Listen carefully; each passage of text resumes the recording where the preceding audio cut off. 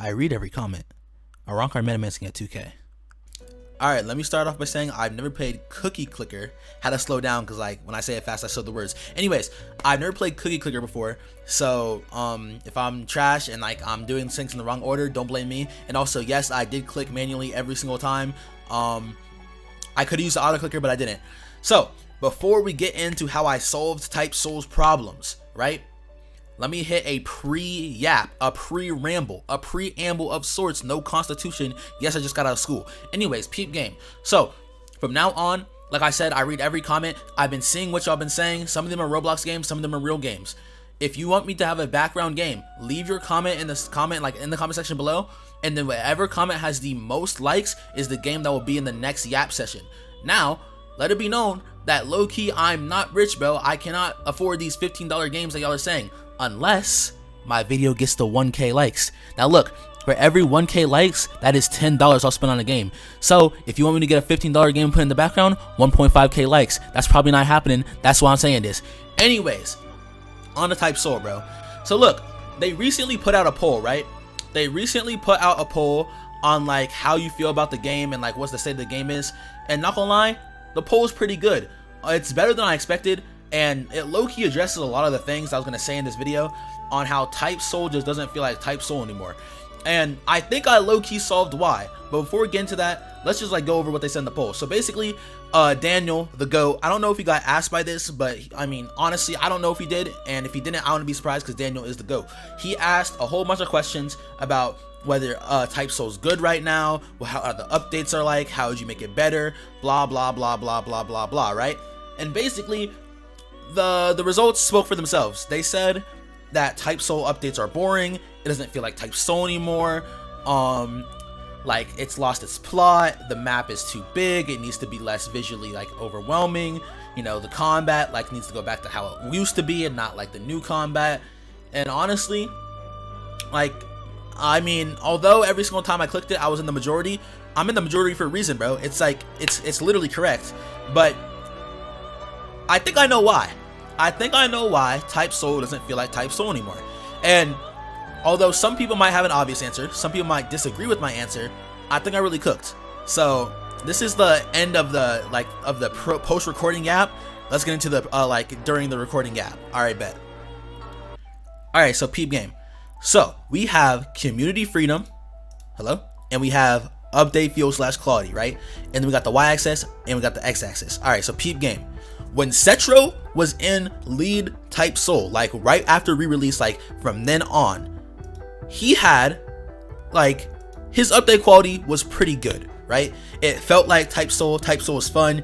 Season 1, Season 2, early Season 3 got me talking like it's Fortnite chapters, bro. Like back then, Type Soul was a fun game that when the update dropped, everybody got on, bro. Somehow Cetro got away with dropping one mythic ability, which was like Benihime. That's basically it in the whole update, and all of a sudden it's a whole new fresh game. Now, is that because Benihime was broken and it was OP and everyone was complaining about it? Maybe, but you can't deny that the fact that every single time Cetro used to update, it felt like a whole new game. It felt like it was fresh. Everyone was excited to go home and play Type Soul.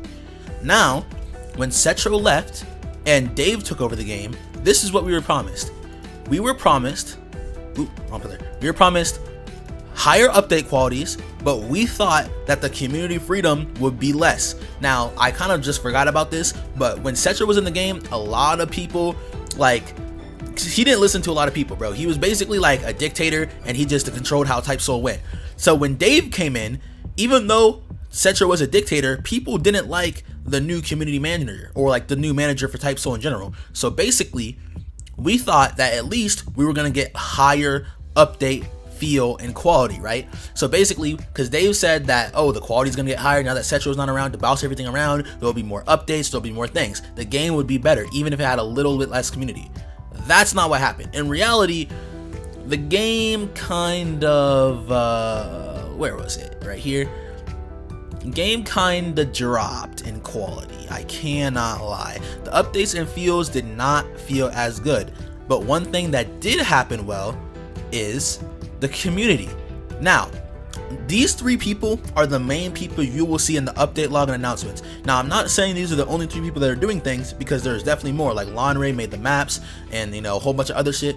But these 3 people really were like doing everything for the community. And to be fair, although as you can tell, like the update quality has definitely dropped in quotation marks, they have a lot of pressure. This was when Type Reborn was going crazy. This is when Paradox was going crazy. There's a whole lot of competing games, and they had to prove themselves damn near every update. But to be fair, they did a pretty good job of having the community happy.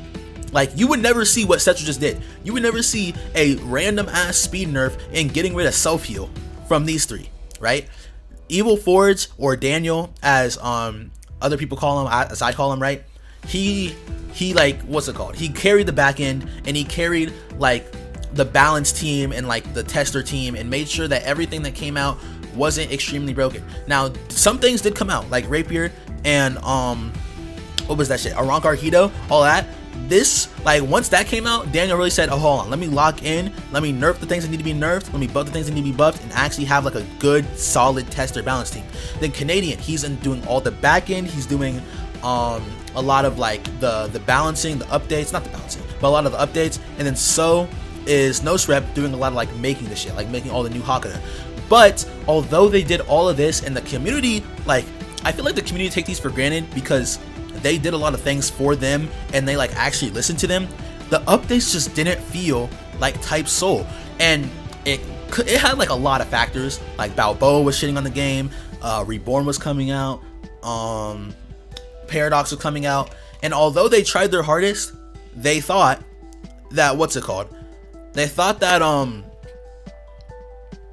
yo, I'm actually blanking. Basically, yeah, community was fire, but the game didn't feel right. So when Setro came back, this is what we thought was going to happen. We thought that Setro was going to come back and it was going to save Type Soul by the same community engagement, but back with Setro level of updates, right? Because with Setro in, all the updates felt like fresh, and with them in, there was no crazy things. But let me tell you what actually happened.